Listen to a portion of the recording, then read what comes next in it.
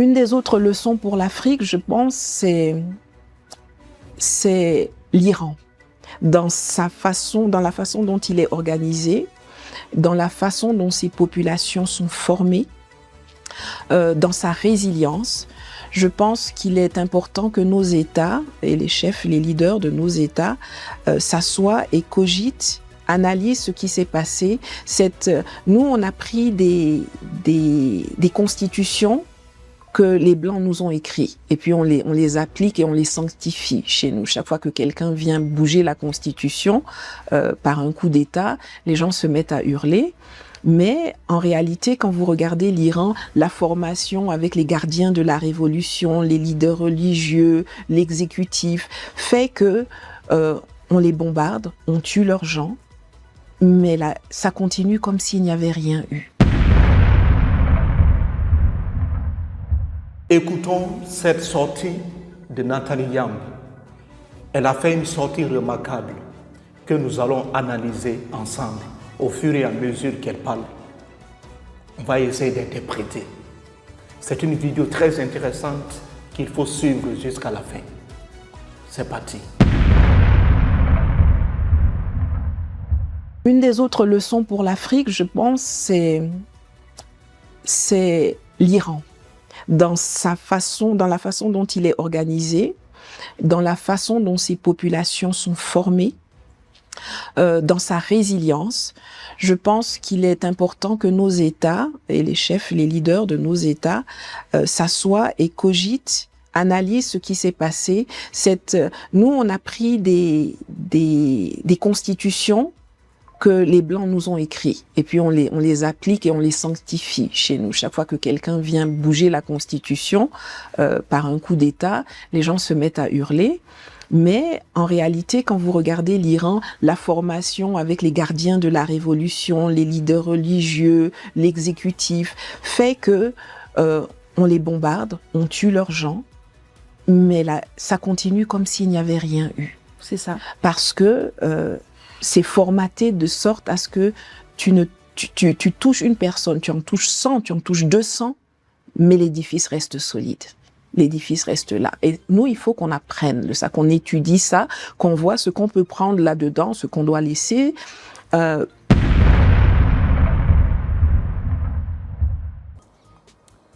C'est la première partie. Lorsqu'elle dit que l'Afrique doit s'inspirer d'Iran, on doit voir l'Iran, regarder très bien son système et prendre ce qui est bon pour nous, ceux qui sont adaptables pour les Africains. Parce qu'en Afrique, nous avons hérité d'une constitution coloniale et nous continuons à appliquer cette même constitution. On doit s'inspirer d'Iran parce que l'Iran, avec tant de guerres menées tout au long de son histoire, l'Iran ne s'est pas désintégré. Le régime est toujours en place. Vu tout ce qui s'est passé ces derniers temps au Moyen-Orient, la guerre d'agression contre l'Iran par les États-Unis et son petit frère, l'Iran est toujours intact. Le régime ne s'est pas effondré. On doit s'inspirer de ce système pour bâtir les nôtres. Voilà ce que Nathalie Yamb essaye de dire ici. C'est une sortie remarquable. Commençons d'abord par l'Iran, avant de venir sur la constitution coloniale. L'Afrique doit s'inspirer d'Iran. L'Iran, malgré la décapitation de ses leaders, du guide suprême, c'est un gardien de la révolution. Malgré des années de sanctions, l'Iran est toujours debout. L'Iran ne s'est pas effondré. On se pose la question, pourquoi l'Iran ne s'est-il pas effondré? C'est la question que tout le monde se pose.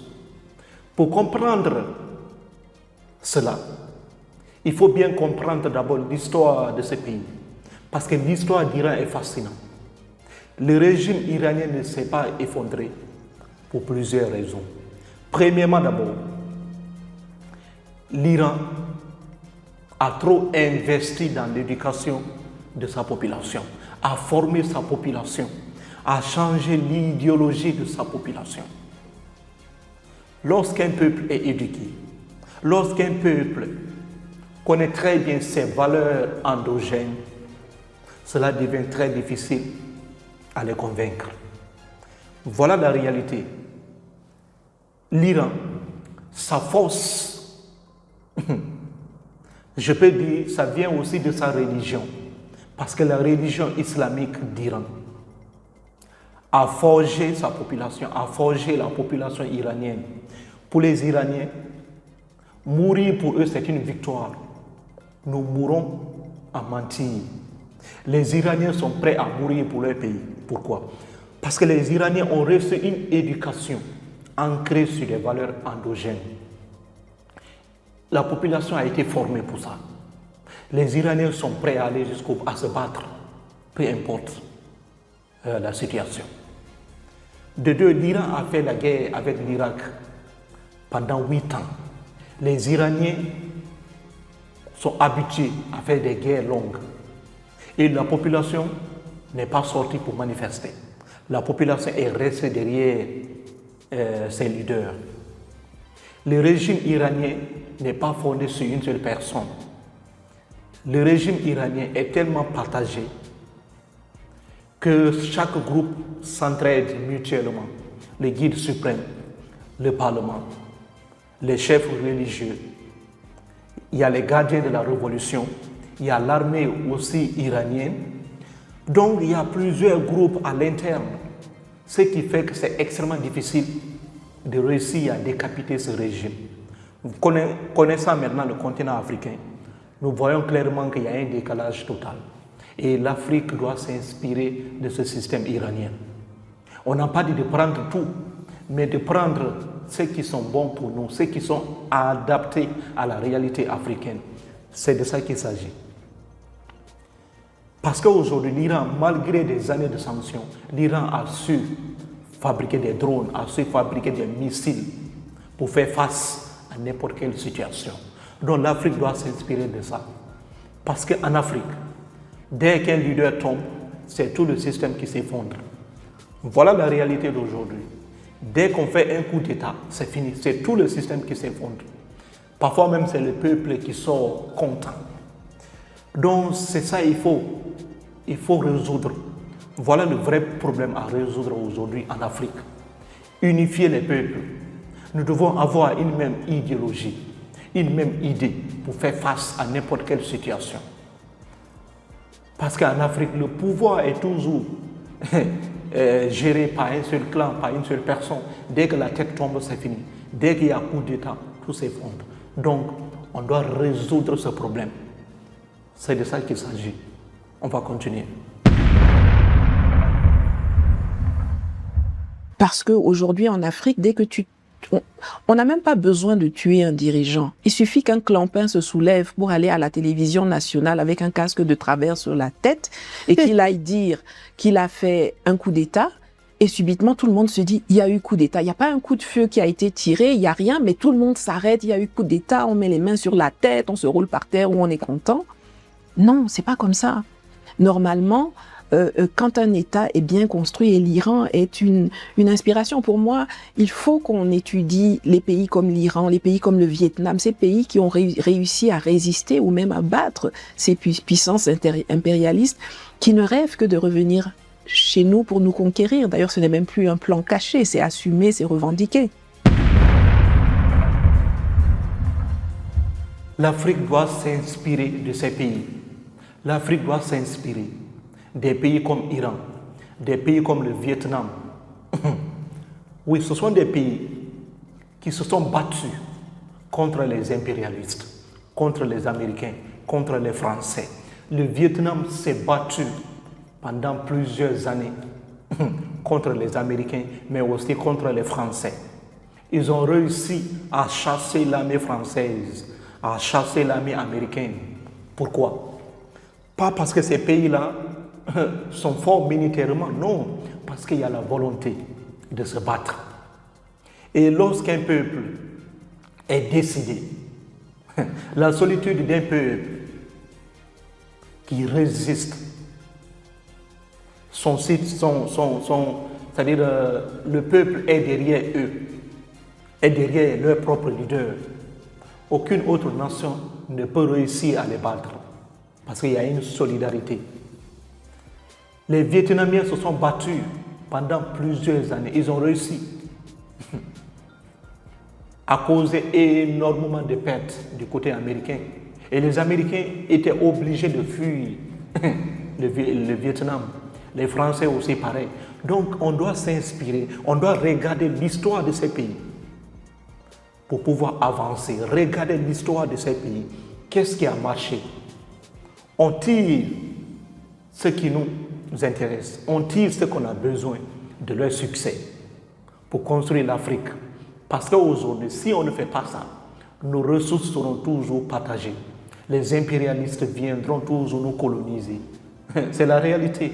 Parce que là où il y a des ressources, là où il y a du pétrole, là où il y a du gaz, là où il y a du diamant, etc., c'est là-bas où il y a des guerres interminables.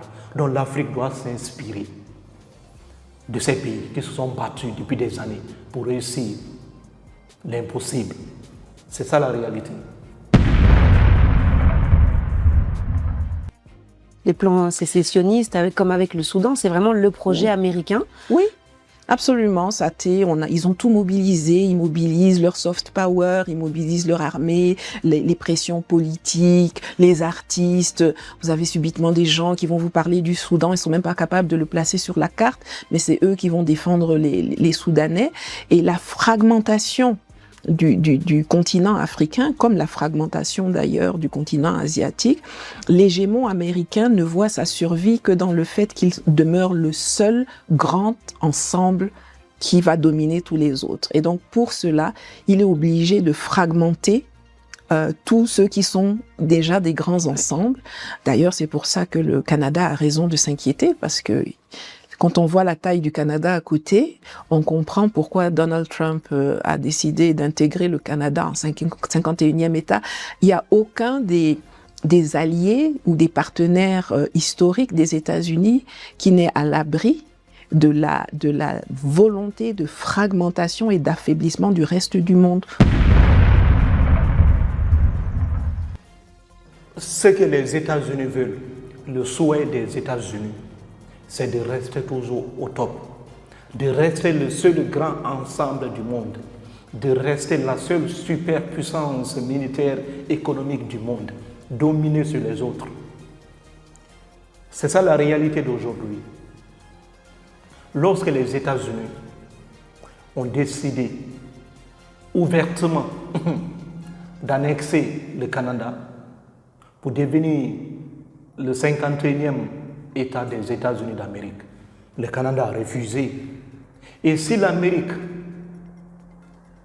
décide d'annexer le Canada, que dites-vous de l'Afrique? Le jour où les Américains décideront de partager l'Afrique de nouveau. Parce qu'il y a toujours ces projets en cours. Là où il y a des recherches, là où il y a du pétrole, il y a du gaz, il y a du diamant, il y a du cobalt, etc. Il y aura toujours des guerres si vous n'êtes pas préparé. Si vous n'avez pas une armée très puissante, les États là reviendront encore nous coloniser. Voilà la réalité du monde dans lequel nous vivons. Donc les Africains doivent se préparer à tous les scénarios possibles. Parce que les États-Unis, ils ne sont pas là pour blaguer. Il n'y a pas d'amis en politique. L'Amérique défend ses intérêts. Et nous aussi, nous devons défendre nos propres intérêts. Nous devons lutter contre les impérialistes. Nous devons lutter pour préserver nos ressources. Il faut voir aujourd'hui le Soudan du Sud. Le Soudan du Sud qui est en guerre sur tous les fronts. D'abord, avant, on parlait du Soudan. Et aujourd'hui, on parle du Soudan du Nord et du Soudan du Sud. Il y a toujours des guerres. Si vous partez dans ces régions, vous allez comprendre que ce sont des zones extrêmement riches en ressources naturelles. Allez-y voir le Soudan, qui a une terre agricole fertile, qui a du pétrole, qui a de l'or, du cobalt, coton, etc. Le pays est riche, mais aujourd'hui le pays est fragmenté. Et l'Amérique veut toujours contrôler le monde. Là où il y a fragmentation des pays, c'est là-bas où la raison du plus fort règne. Parce que pour diviser l'Afrique, il faut passer par des proxys, il faut créer tous les scénarios possibles pour déstabiliser le continent, pour ne pas que l'Afrique devienne un contrepoids à l'échelle internationale. Parce que si l'Afrique s'unit, c'est fini pour l'Occident. Le jour où l'Afrique va s'unir, utiliser une même monnaie unique, une même armée, cela va devenir un grand problème pour l'Occident. C'est pourquoi il faut faire tout possible pour ne pas que les Africains soient unis. Voilà le grand projet. Voilà ce qui se passe même au Mali. Au Mali, on constate la même chose. Le nord du Mali, la région la plus riche du pays, riche en pétrole, riche en lithium, riche en or, cobalt, etc.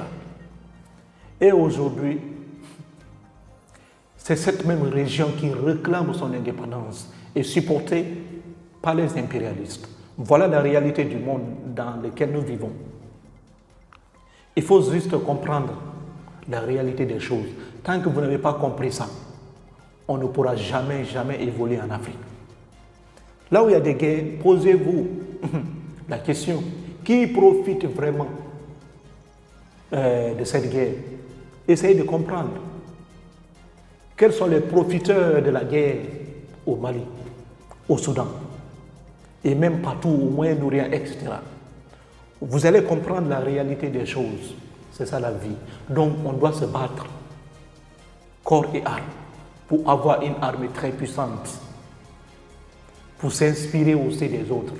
On doit se battre en s'inspirant aussi des autres nations qui se sont battues contre les mêmes impérialistes, pour pouvoir évoluer dans cette société agressive. Bref, on va se limiter là, pour ne pas que la vidéo soit extrêmement longue. Mais surtout, abonnez-vous. Si vous vous abonnez, cela me donnera le courage de continuer à faire les meilleures vidéos possibles. Parce que 99% de ceux qui regardent mes vidéos ne sont pas abonnés. Seuls 1% sont abonnés. Donc, abonnez-vous massivement. Mais surtout, laissez-moi en commentaire ce que vous en pensez. Parce que j'ai vraiment hâte de vous lire. Merci, merci. Prenez soin de vous.